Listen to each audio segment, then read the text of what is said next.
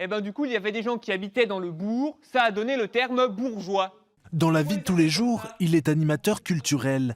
Et autant le dire, ici, le public de Thibaut ne connaît pas vraiment sa deuxième vie sur YouTube. Et eux, à l'époque, ils avaient... Oh, c'est un truc d'FR3, non, c'est ça? YouTube? Oui. Pas vraiment. Un site sur Internet? C'est une plateforme de vidéos en ligne. Alors là, pour moi, c'est un peu de l'hébreu. Hein. Alors, on va vous expliquer ce qu'est un YouTuber. Ça a bien cramé. Il vous suffit d'un micro, d'un ordinateur et d'une bonne dose de passion pour que YouTube vous ouvre grand ses bras.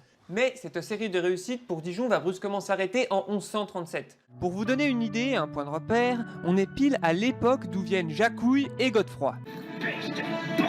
En effet, comme Rome et Londres... Sur sa chaîne, Thibaut s'amuse à raconter l'histoire de Dijon, avec un regard un peu décalé, comme quand il parle des ducs de Bourgogne.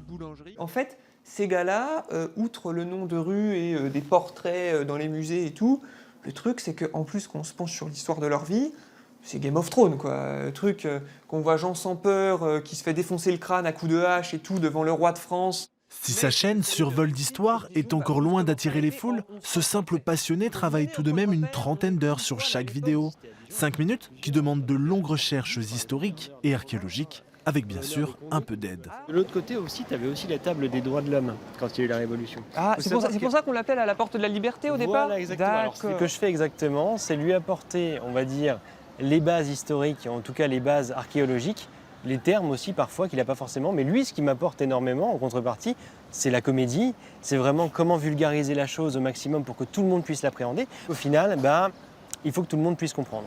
L'aventure est loin d'être terminée pour Thibaut, puisque pour arriver à notre époque, il lui reste encore 1000 ans d'histoire de la Cité des Ducs à parcourir.